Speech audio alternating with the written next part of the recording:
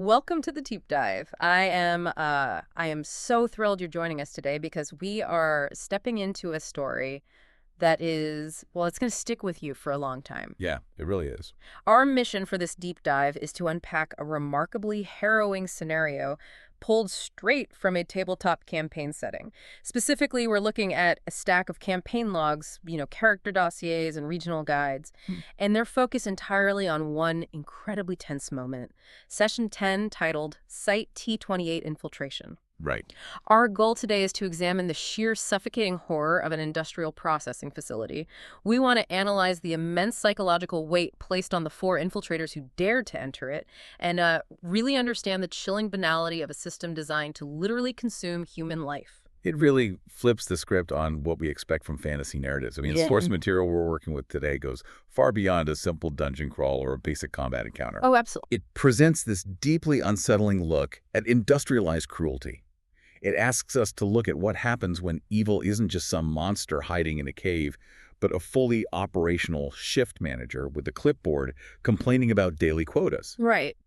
We're going to break down how this environment impacts the characters on a profound psychological level and what it says about the nature of organized systemic horror. That administrative evil is what makes the opening of this session so wild. Let me set the stakes for you. Picture this. It's a wildly stormy night. The sea is absolutely churning. A squad of four desperate individuals is sailing a stolen patrol vessel. It's called the Dauntless. And they're steering it straight toward an enemy stronghold. Walking right into a nightmare. Exactly. They aren't heavily armed with siege weapons or backed by an army. They are sneaking in using nothing but stolen rags and a piece of forged paperwork. Yeah. The tension in these campaign logs is palpable. So let's start with the approach. The ship is pitching in the swelling sea, and the source material describes the weather beautifully. It says, "Storm teeth nod, T-28's harbor raw." Such a great line. Right. And overhead, these massive rusted cranes are clanking with black amber canisters. It is a grim, bleak, hyper-industrial setting right from the jump. Definitely. But before we get inside the logs, keep mentioning this facility belongs to the Golden Lions. Who exactly are they in the context of this world? Well, the Golden Lions are essentially a massive, highly militarized, expansionist empire. But they don't operate like a chaotic horde. They operate like a corporation. Oh, wow. Okay. Yeah, they are driven entirely by logistics, resource acquisition, and unyielding order. When you see their name in these regional guides, it's always attached to supply chains manifests and military efficiency. Makes sense. Site T-28 isn't a Dark Lord's ominous tower. It's a critical piece of their supply chain infrastructure. The store outside almost mirrors the volatile, terrifying nature of the industry happening inside. But the Golden Lions view it all as just another day at the factory. And stepping into this storm, we have our four infiltrators, known in the dossiers as the Quad. Why the Quad? The visual details provided are just fantastic, really painting a picture of who is walking into this meat grinder. First, we have Bones. Wood elf. Yeah, he's a wood elf monk, but he doesn't look like your typical forest-dwelling elf. He has this death pallor to his skin, striking yellow eyes, and dark tattoos that coil under his skin like captured storm veins. He sounds almost spectral. The visual design of Bones suggests someone who has already been heavily touched by darkness or death, making him a fitting vanguard for a place as morbid as Site T-28. Right. He's the scout, the one walking point into the abyss. Then there is Orthez. He is a Leonin paladin, a lion man, essentially. But he's battered. Yeah, he's seen some things. His white mane is matted with salt and old blood, and he sports a prominent scar right over his eye. There's a note in his character sheet that his oath fire is banked low, but he carries a deeply personal grudge that is burning incredibly hot. He is holding on to a lot of heavy personal baggage, which we will definitely get into. Next is Das Steel Gobbo, a goblin artificer. The tech guy. Exactly. Yeah. Imagine a small goblin just covered in a jangling harness, wearing brass goggles, carrying a humming mechanical pack, and featuring a pulsing blue vial right on his chest. He is the engineer of the group. Having Gobbo there represents the mechanical and arcane side of this world. His presence is crucial because, as we will see, T-28 is a place defined by its twisted engineering. Yeah. Having an artificer in the group provides a lens through which you, the audience, and the players can truly comprehend the complex mechanics of the horror they are witnessing. Finally, we have Balbarum, a dragonborn paladin. He has obsidian scales covering what is described as a cold aspected core, and he carries a shield that is heavily scarred from previous brawls. The tank. Yeah, the physical bulwark of the group.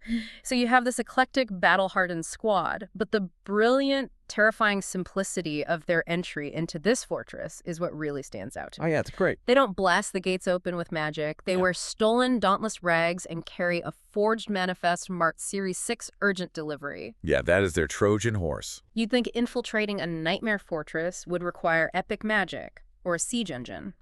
But no. Their ultimate key is a forged shipping manifest. It's like sneaking into Mordor using a fake Amazon Prime delivery badge. Right. The guards don't care about heroes. They just care about their TPS reports. What's fascinating here is the bureaucratic nature of this evil. We often think of evil fortresses as being guarded by terrifying beasts or magical wards that require immense, heroic effort to bypass. But here, the forged paperwork works perfectly, because the Golden Lion guards are totally focused on quotas and manifests. It is the ultimate expression of the banality of evil. Oh, totally. A simple stamp of authority. A forged signature on a clipboard opens massive iron gates that weapons couldn't even dent. The system is so obsessed with its own internal rules and efficiency that it becomes blind to the actual human being standing right in front of it. Here's where it gets really interesting, though. Because once that gate opens and they are inside, the true nightmare begins. The sensory details the campaign logs provide for the key and the processing line are just visceral. You can almost smell it. It stinks of ash and heavy industry. Yeah. There is a constant, inescapable rattling of chains. And right away, the quad witnesses the reality of T-28. They see a prisoner stumble and fall. He is hacking up this black amber dust from his mouth. Awful. And what does the Golden Lion Guard do? He doesn't help him. He curses about his quotas and literally lashes the man upright. The text describes that black amber dust dripping from the man's mouth into the harbor like old blood. Yeah. So the logs keep mentioning this black amber being loaded on the docks and coughed up by prisoners. What exactly is this stuff and why is it so vital to the Golden Lions? That black amber dust isn't just a byproduct of a mining environment. It is the physical manifestation of the facility's purpose. It is the residue of human life being ground down into fuel. Wow. The facility isn't manufacturing weapons or refining natural ore. This is a rendering plant. Yeah. The workers below the catwalks aren't just laborers. They are the raw material. That is incredibly grim. Yeah, the machinery is literally extracting their life force, their essence, to create these necrotic cores. The black amber batteries that power the Golden Lions ships their war machines in their cities. The mechanics of the place are just staggering. The quad moves onto these processing catwalks. Below them, massive vats are bubbling with this green-black slurry. You have these huge pieces of machinery called spirit engines that are described as moaning under their own weight. This is where the actual product of the facility is made. Like the batteries. The batteries are sliding out of molds in a steady, relentless rhythm dripping with that same dark residue. It is a literal assembly line of suffering.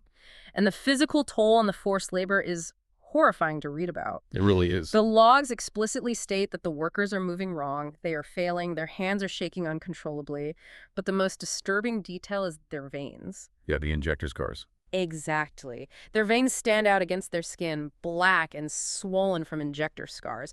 Because the facility isn't just working them to death, it is actively keeping them conscious and moving through chemical means. The presence of the metadepts elevates the horror from simple cruelty to a deeply perverse medical violation. Yes. These adepts drift down the processing line calmly, using chalk to tag the workers who are failing the most. But they don't pull them off the line to treat them. No, They jam stimulant spikes directly into their muscles just to keep them working for a few more hours, a few more minutes. They are artificially extending the prisoner's capacity to be consumed by the spirit engines. It's so cold. The cruelty isn't even passionate. It's entirely administrative. The guard earlier was annoyed that the stumbling prisoner was slowing down the line, and the metadepts are just performing routine maintenance on a biological machine. Out of all these horrific descriptions, there is one line from the source material that really haunted me. I want to read it directly to you because it captures the utter despair of T-28 perfectly. The logs say, "Nobody screamed. Screaming cost energy." If we connect this to the bigger picture, That single sentence tells you everything about the psychological state of the prisoners. They have been stripped of even the most primal human reaction to pain and terror. Yeah. To scream is to waste the tiny fraction of life force they have left. The campaign lore notes that the average survival rate in this facility is a mere 6 months. Let that sink in. 6 months. Wait, only 6 months? How does the facility even sustain its numbers if they are burning through people that fast? Right. There has to be a constant influx of victims just to keep the lights on. That is the terrifying reality of the Golden Lion Empire. To sustain a consumption engine perfectly calibrated to extract every usable drop of energy from a human being in 6 months, you need endless conquest. Wow. The facility requires the Empire to constantly raid, arrest, and subjugate new populations. The war machine feeds the rendering plant, and the rendering plant powers the war machine. It is a closed, horrifying loop. It is so incredibly bleak. I want you to put yourself in the shoes of these characters for a second, standing on that metal catwalk watching this happen. We have to talk about how the Quad reacts to this, because it hits each of them in very specific, devastating ways. Let's look at Gobbo, the Goblin Artificer. You look at his dossier and he is covered in all this pulsing tech, the brass goggles, the humming pack. Yeah. When he looks down at these massive spirit engines and the routing systems, what goes through the mind of an inventor seeing this? The logs indicate a crushing realization for him. As he watches the routing codes, the structural design of the plant, the core mechanics of the machines, Oh, man. he realizes they are all based on his own engineered designs. His work has been stolen and weaponized to process people. The guilt that must wash over him in that moment is unimaginable. I can't even imagine. For an artificer, their creations are an extension of their intellect and their identity. To see his ingenuity perverted into an industrial slaughterhouse fundamentally shakes him. He thought he was building technology, perhaps for progress or efficiency, and he discovers he has laid the blueprints for an atrocity. Yeah. It forces him to confront the moral neutrality of engineering. A machine doesn't care who it hurts, and Gobbo has to carry the weights of knowing his brilliance made this nightmare possible. It's a heavy burden to carry while trying to maintain stealth in an enemy base. But if Gobbo's burden is guilt, Orthez's burden is a deep, agonizing betrayal. Definitely. As they move through the facility, the regional guides point out the specific iconography of the Golden Lions, and the logs note Orthez's reaction. His fists are clenching so hard around the haft of his axe that his knuckles are stark white. And the reason why is just gut-wrenching. The official seal stamped on every single piece of paper in that facility. All the forged manifests, they use the daily quotas, the routing slates carried by the guards. It belongs to High Commissioner Tovin. And who is Tavan to Orthez? Tovin is Orthez's own brother. Wow. This is where the geopolitical and the intensely personal collide. For Orthez, a paladin bound by oaths of justice and righteousness, this isn't just an evil empire he is fighting. This is his family's legacy. Right. Every drop of black amber fuel, every chalk mark made by a metadept, every unvoiced scream of a prisoner, it all tracks back to his own blood. It adds a layer of profound trauma to the infiltration. He isn't just a hero trying to stop a villain. He's a brother confronting the monstrous reality of his own kin. Just imagine trying to stay quiet when every piece of horrific paperwork you see has your own brother's signature on it. Unbearable.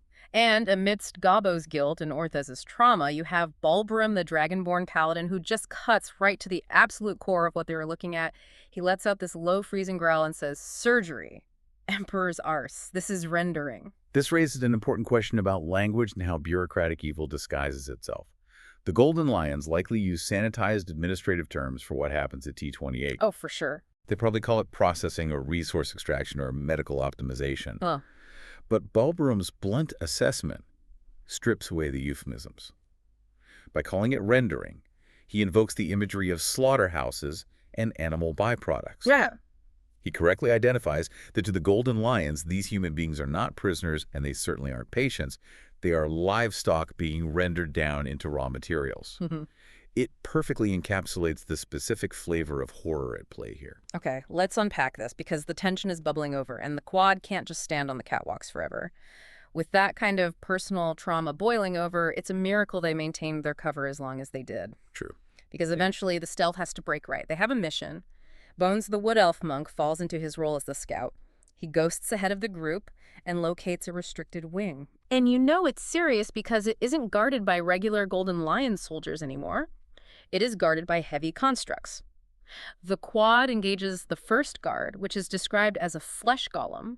Now, this isn't a magical suit of armor or a stone statue. It is an 8-foot-tall horror stitched together from dead muscle and surgical wire. The shift from regular guards to flesh golems marks their descent into the true heart of T-28. The flesh golems are the logical extreme of the facility's philosophy. How so? If living prisoners are fuel, then dead muscle and bone are just spare parts to be repurposed for security. It shows that the facility wastes absolutely nothing. And the fight itself is brutal. The logs note that when the quad takes it apart, it comes apart ugly. Yeah. This isn't a glorious duel of swords clashing. Balbarum is taking massive bone-jarring hits on his scarred shield from this heavy dead muscle arm, while Gabo is desperately using his tech to sever the surgical wires holding the thing together. Right. Orthez is bringing down his paladin smites, but he's just hacking through cold meat and steel. It's a messy, exhausting fight that really highlights how grim this place is. The violence here is described as ugly because there is no glory in destroying a creature made of repurposed corpses. You aren't defeating a proud warrior. You are just dismantling industrial waste that has been weaponized against you. Wow, that's a dark way to look at it, but it's spot on. It drains the heroes physically just as the environment is draining them psychologically. They fight their way through, pushing deeper into the restricted wing until they finally reach their ultimate target, the specimen vault. The core. And the moment they breach that vault door, the alarms finally start screaming. The stealth portion of the infiltration is officially over. The sirens are blaring, red lights are flashing. Inside the vault, they find the source of the facility's immense power, what the logs call a live corridor anchor. Yes. And what is it? It's a Stormheart dragon egg. Wait, a living dragon egg. What is it doing plugged into a rendering plant? The dragon egg acts as a magical anchor, a battery of immense primordial power used to stabilize the facility's horrific output. The Golden Lions have essentially chained a piece of raw nature to their industrial machine to keep the spirit engines running at maximum capacity. That is just... It is the ultimate corruption of the natural world for the sake of industrial efficiency. But before they can even process the shock of finding a dragon egg hooked up to these machines, someone speaks from the other side of the vault door. What was this part? The alarms are blaring. A squad of heavily armed infiltrators has just ripped apart an 8-foot flesh golem, and they have breached the most secure vault in the fortress. This is perhaps the most chilling moment in the entire session. You would expect the person on the other side of the door to be shouting orders, panicking, or issuing violent threats. Yeah. You expect a villain monologue. But the voice of the facility's chief medical officer, known only as the surgeon, is none of those things. It is clinical. It is polite. The surgeon's voice comes through the door over the sound of the screaming alarm and announces, "You are interfering with live corridor anchor that makes this catastrophic containment event." And then, with the quad trapped in the vault, the surgeon waits outside and simply offers to discuss terms before we proceed to processing. It is so cold. It's like they're just a technical glitch. And by offering to discuss terms before proceeding to processing, the surgeon is telling them that their ultimate fate is already decided in the ledger. Right.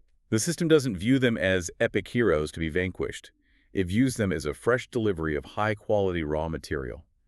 It assumes with absolute terrifying confidence that despite their weapons and their skills, they will inevitably be subdued, tagged with chalk by a metadept, and fed into the spirit engines to become black amber fuel just like everyone else. That is terrifying. The utter lack of malice in the surgeon's voice is what makes it so horrifying. It's not personal. It's just business. So what does this all mean?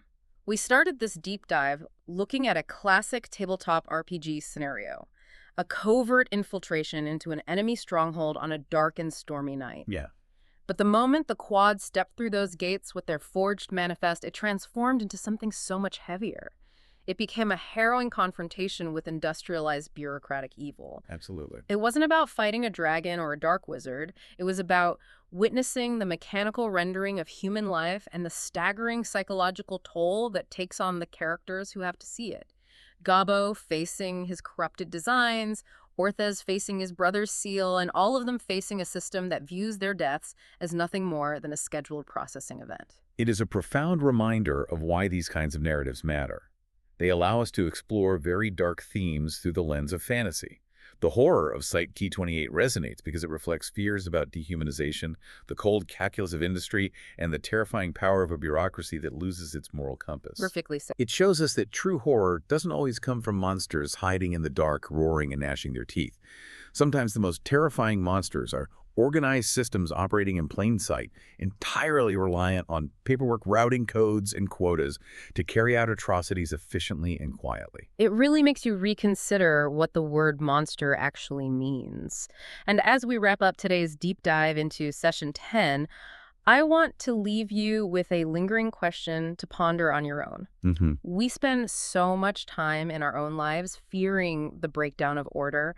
We worry about chaos, about anarchy, about things falling apart. Right. But looking at the cold, calculating, and terrifying efficiency of Site T-28, you have to ask yourself, what happens when order itself becomes the monster? What happens when the societal machines we build, the bureaucracies we trust to keep things running, become perfectly optimized to consume our own humanity? It's a huge question. It's a heavy thought, but one well worth exploring. Thank you so much for joining us on this deep dive into the shadows of T-28. Take care of yourselves, and we will catch you next time.